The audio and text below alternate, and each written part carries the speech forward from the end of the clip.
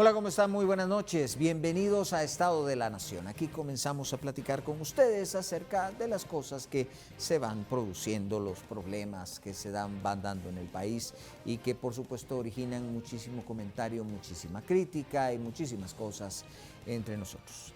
Ya sabemos que pues hace poco el Congreso nos puso dentro de la situación. Bueno, no fue el Congreso, fue el Ejecutivo, y el Congreso ratifica el estado que está vigente de la Ley de Orden Público en el caso de de todos los problemas que están dando las lluvias en el país. Esto conlleva que además se abrió la puerta a 1.000 millones de quetzales. Esos 1.000 millones de quetzales en parte se tomaron de la cartera de salud. Y esto se autorizó en el Congreso de la República. Hubo muchas críticas, etcétera, etcétera. Vamos a introducirlos a ustedes al tema en el siguiente reportaje.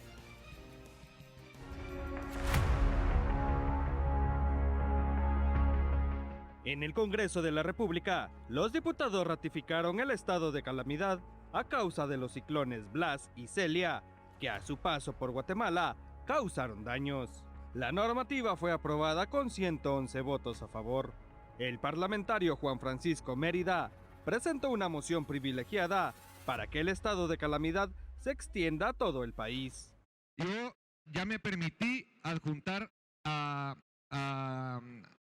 Congreso este proyecto de decreto que incluye lo que nosotros creemos, todas las enmiendas que son necesarias para poder aprobar este decreto, que por lo cual estamos nosotros aquí.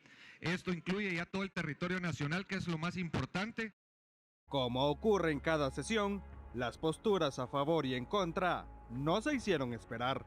Por su lado, la diputada Evelyn Moratalla argumenta que los estados de calamidad van acompañados de deudas económicas. La lluvia se va a ir, pero los nubarrones económicos con graves consecuencias políticas y sociales se van a quedar. Dejen de estar engañando a la población, alianza oficialista, con otro estado de calamidad. Mi voto va a ser en contra. Por otro lado, los legisladores apoyaron el decreto enviado por el organismo ejecutivo para dar una solución inmediata a la emergencia del país. Incluso dejaron entrever que pedirán una ampliación del estado de calamidad. Tenemos puentes destruidos, tenemos gente que gracias a la población se está abasteciendo, y que este estado de calamidad, bien lo dijo nuestra compañera diputada, no va a ser suficiente en 30 días, pero deberíamos de poner una meta de que en 100 días haya la respuesta que nuestro pueblo necesita. Este es el segundo estado de emergencia vigente, porque en Ixiguán y Tajumulco, en San Marcos, también se decretó estado de sitio. En ambos casos, tienen el visto bueno de la mayoría de legisladores. Alejandro Castillo, Fuerza Informativa Azteca.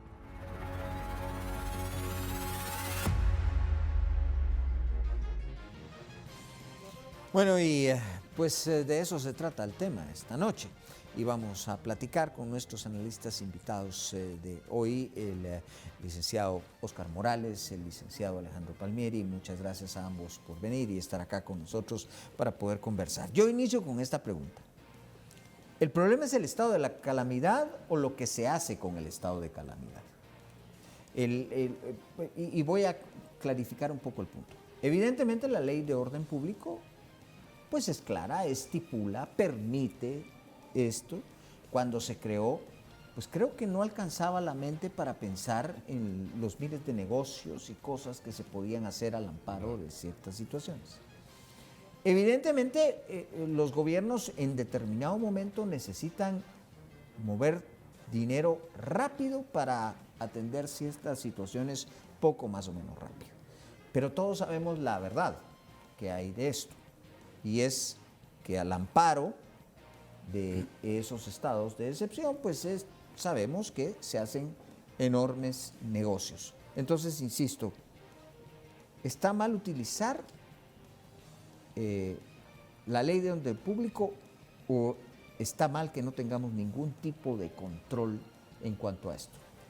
Bueno, yo creo que pensando de buena fe, un estado de calamidad, digamos, en los estados que sufren ciertos daños es necesario, es oportuno. Aunque en el caso de Guatemala viene de una ley muy antigua, obsoleta y que ya está realmente, digamos, fuera del foro que debería de cuidar, creo que es una alternativa que se podría usar en momentos difíciles, como ocurrió hace unos días. El problema, creo, es la corrupción, la falta de transparencia, la falta de un plan estratégico, la falta de una visión clara sobre qué es lo que se va a hacer. Y le pongo un ejemplo. En San Lucas yo vi el derrumbe que se dio, gravísimo, digamos, no tan grave en el aspecto puramente físico, sino lo que ocasionó. El tráfico por días, la gente no tenía por dónde salir de la parte de San Lucas, no podía entrar por Guatemala, la municipalidad de Misco cerró un carril alternativo que es una calle nada más. En fin, era un caos. Cantidades de personas incluso durmieron de noche ahí, a las orillas de otros muros que podrían derrumbarse. Entonces yo creo que salir a apagar un incendio y para eso requerir 1.000 millones de quetzales, eso es lo que a la sociedad guatemalteca la tiene cansada, la tiene harta, no confía ya y creo que tiene razón.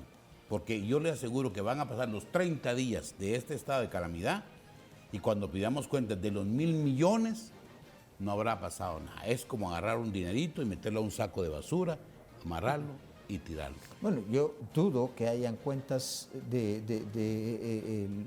estado de excepción. No me acuerdo lo que se puso para el terremoto en San Marcos y en el área occidental, pero también se utilizaron, creo que eso fue durante el PP, y se utilizó otra montaña de dinero en ese caso, y no creo que hayan cuentas. La misma pregunta. ¿El problema es la ley de orden público o lo que subyace en la política del país? Yo creo que son los dos, porque, como bien decía el licenciado, la ley de orden público es de otro tiempo y por supuesto se pensó para otro tipo de cosas, para otro tipo de situaciones. La astucia de nuestros políticos contemporáneos ha hecho que la utilicen para otros fines. Por supuesto que tiene que haber mecanismos para compras rápidas, emergencias, pero utilizar la figura de la ley de orden público, que insisto, tenía otra finalidad, no es correcto. Yo me pongo a pensar ahora, escuchándolos, en los fondos que se utilizaron y que se distribuyeron en el CHN para la emergencia del COVID, para atender a los problemas que podía tener. Hoy veía la noticia que se han rehusado una y otra vez entregar cuentas sobre cómo se usó ese dinero, y lo cual es absolutamente ridículo, pues, y no pasa nada. Estos 1.000 millones vienen a sumarse a los 3.000 y pico millones que aumentó el presupuesto del Ministerio de Comunicaciones, el Congreso, que no tengo la menor duda de que se van a usar un poco de la misma forma que los 1.000 millones. Entonces, en un año preelectoral tenemos más de 4.000 millones con muy pocas o nulas normas de fiscalización y peor que eso, más que normas, ganas de fiscalización. Hay algunos diputados que lo hacen, hay medios de comunicación, por supuesto, pero la población ya está tan cansada, tan harta, que no tiene ganas ni de fiscalizar. Está asumiendo que se van a perder esos 4.000 millones y a persinarse y a ver qué viene después. Yo creo que ese es el espíritu que tenemos ahorita. Cuando vemos la situación, sobre todo lo que está imperando en el área de Chiquimula, que esta sería, pues esa área, pues yo diría que sí hay algo que podría calificar para calamidad, pero luego en el Congreso de la República, pues lo ampliaron a todo el país. ¿Se justifica? Mira, yo creo que no, porque digamos, si hay una calamidad o un desastre en cualquier lugar del territorio, pues obligación del Estado es ocurrir y tratarlo. Pero cuando se hace una ampliación nacional, solo porque me dan un mensaje o un discurso de muy guatemalteco y todo eso, a mí me entra una suspicacia muy grande. Bien decía el abogado aquí presente que estamos en un año preelectoral. El dinero se va a utilizar con fines, digamos, estratégicos políticos en las alcaldías de todo el territorio nacional. no digamos del gobierno. Entonces yo creo que cuando usted ve ese escenario, dice, va, la población es la que tiene que como despertar, ahora sí, la palabra despertar, y darse cuenta que está siendo utilizada, instrumentalizada, ella y las necesidades que tenemos como guatemaltecos para socavar el presupuesto nuevamente. Habían 5.000 millones de quetzales del Ministerio de Comunicaciones, se aumentaron 3.000, ahora 1.000 más. Entonces, ¿hasta cuándo, pues? Y si usted va a las carreteras, va a las calles, porque yo no niego que a nivel nacional, por ejemplo, las carreteras están destrozadas. Eso no lo puede negar nadie. Pero el presupuesto del Ministerio de Comunicaciones debería ser utilizado en tiempos normales para preparar y solo atender este fondo de emergencia para eso. Emergencias que se presentan, por ejemplo, con el invierno. Pero no, aquí la emergencia es la campaña política que está iniciando en muchos departamentos y los fondos del país son los que van a pagar esto. Y la población, yo le aseguro a usted que vamos a seguir igual, mientras que la gente soporte estar 3 horas en el tráfico pagando altos niveles de gasolina. Las comunidades que están alejadas, que es así, están perdidas, porque no tienen ni puentes ni carreteras, pero ya no tienen nada.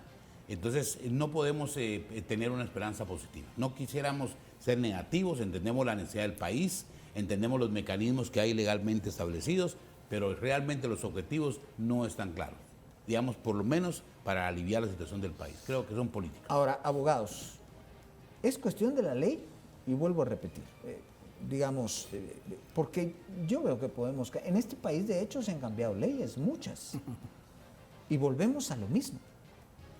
O sea, echa la ley, echa la trampa, hecho el mecanismo para darle vuelta.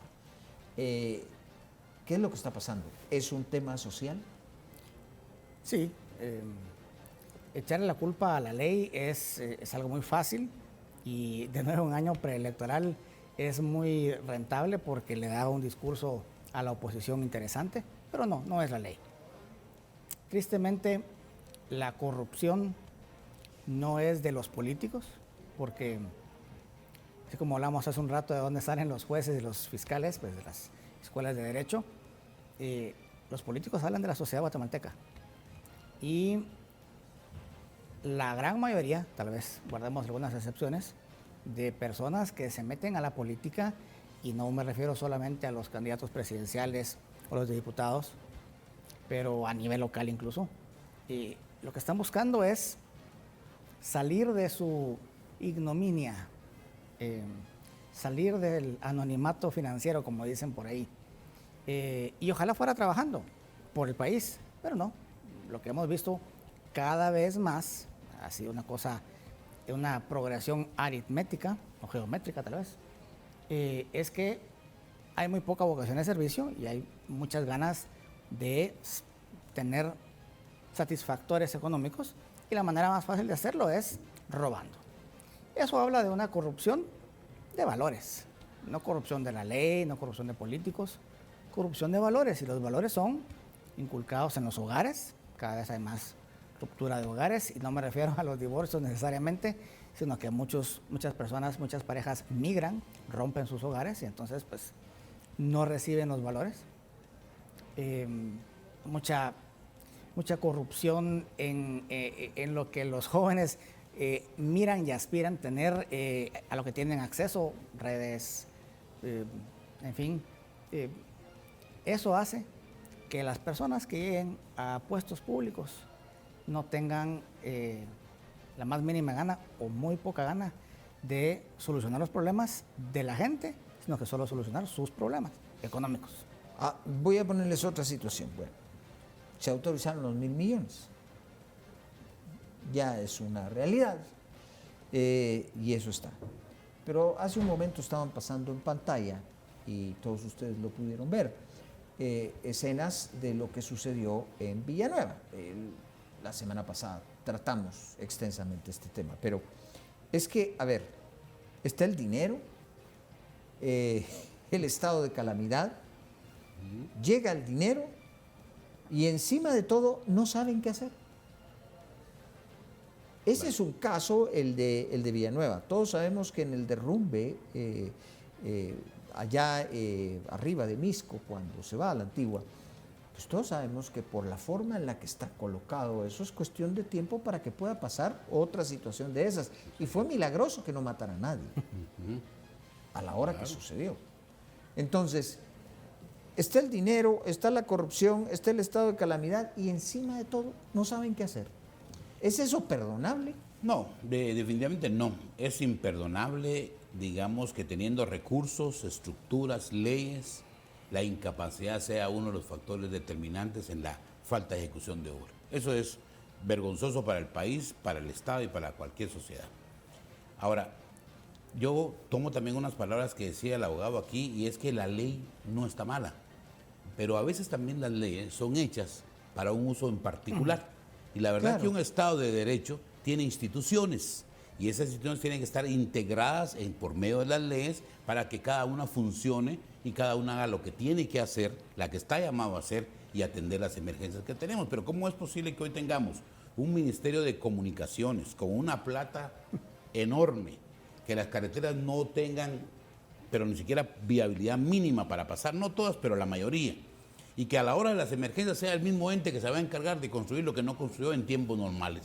Es que esto es ridículo, pasa a cualquier nivel de inteligencia posible, y por eso es que yo reitero de que la sociedad está cansada. La gente no dice nada, porque la gente ahorita tiene que ver cómo hace para comer, cómo hace con el alto costo de la vida, porque la gasolina aumentó, porque los retrasos de 4 o 5 horas de trabajo les quitan el trabajo o les descuentan los días, en fin, un montón de problemas sociales que ocasiona. Los temas de migración se incrementan.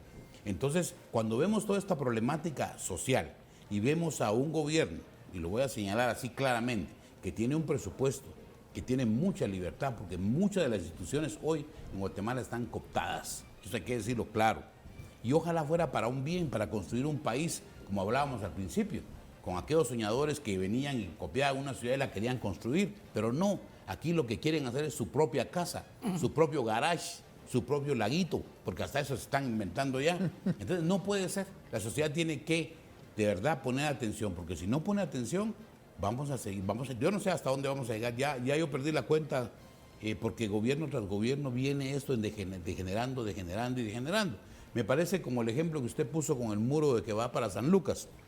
Todos saben que se va a caer, todos saben que se parquean ahí esperando las grandes colas que se hacen para ir a la Antigua, y en cualquier momento les cae, pero nadie hace nada, nadie dice nada. Y esa apatía es muy peligrosa en un Estado que no funciona como el nuestro. Bien, vamos a hacer una pausa, pero regresamos de inmediato.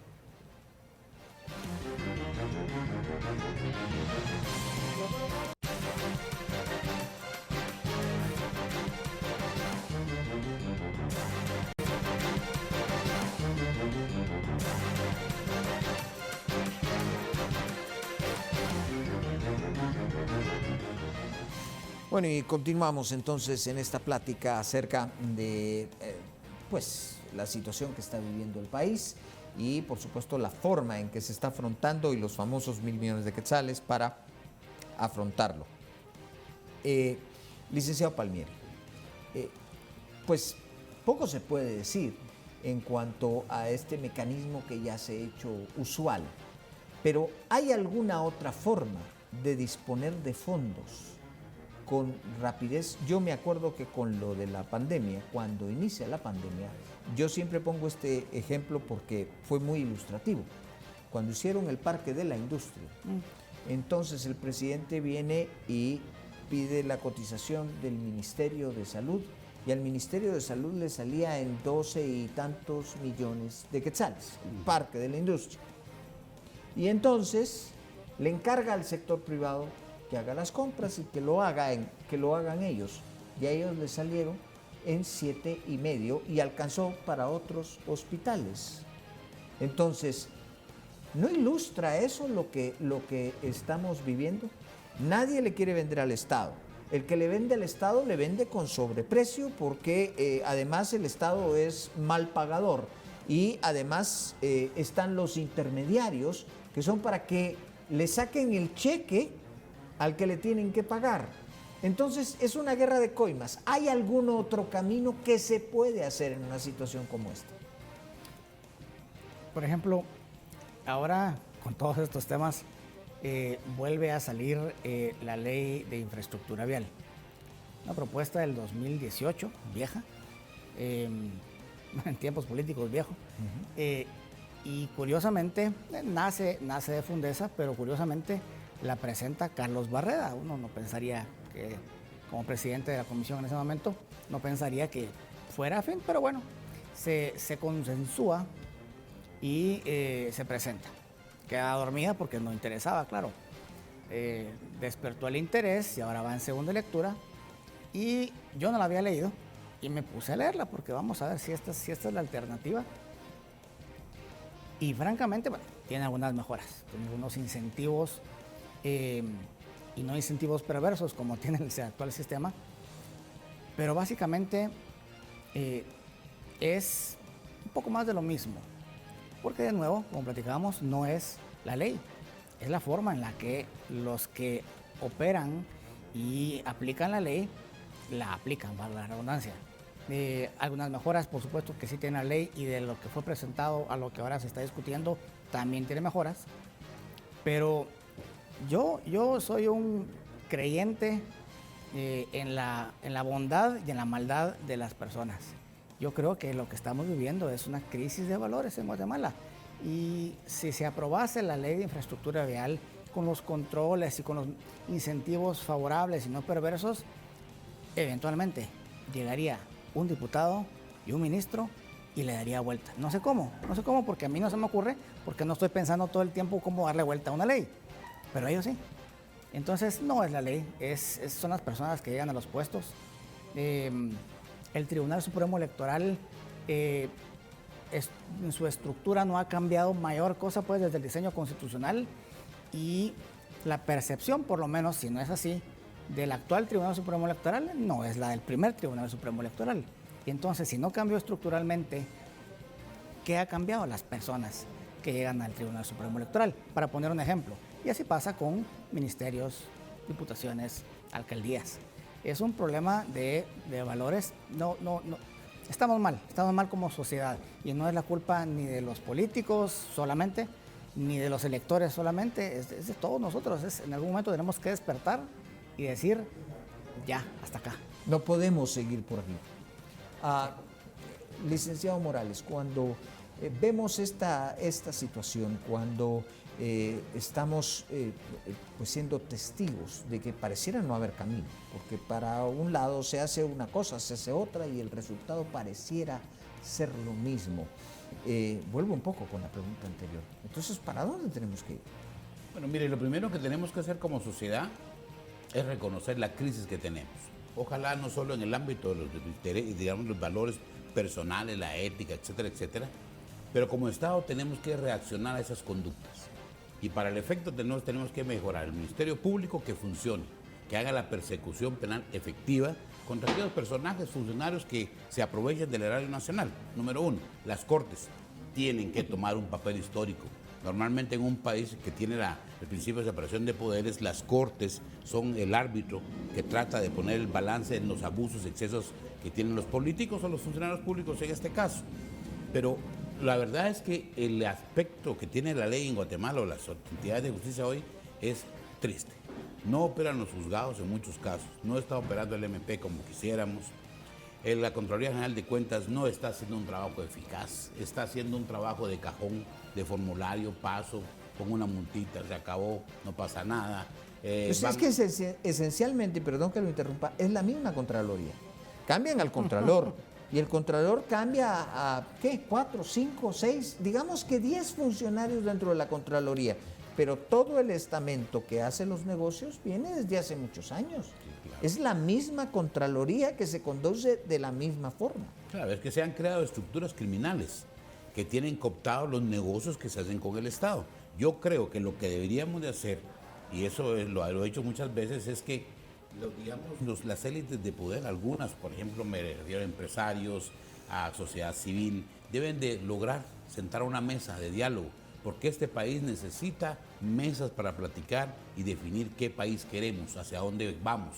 Si queremos mañana reformar una ley en particular y que con eso va a cambiar todo, imposible. Ya el Estado está penetrado por todos lados y romper ese círculo de corrupción, de falta de transparencia, es muy difícil, ya es muy complicado.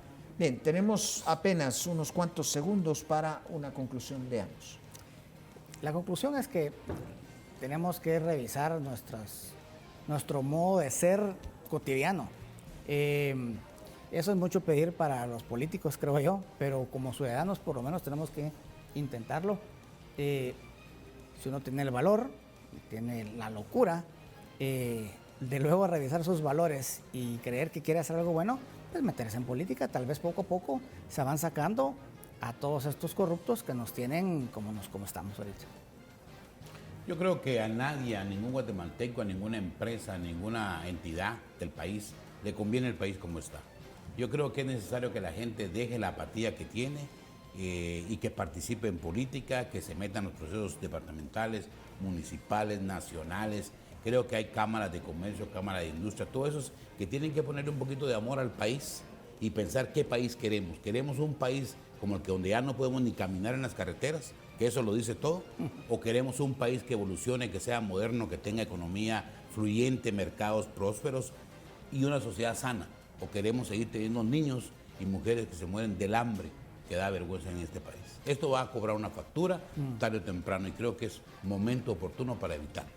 Bien, pues muchas gracias a nuestros invitados, al licenciado Alejandro Palmieri, al licenciado Oscar Morales. Muchas gracias por haber estado con nosotros. A ustedes también, por supuesto. Gracias por su compañía. Tengan una excelente noche. Pásenla bien.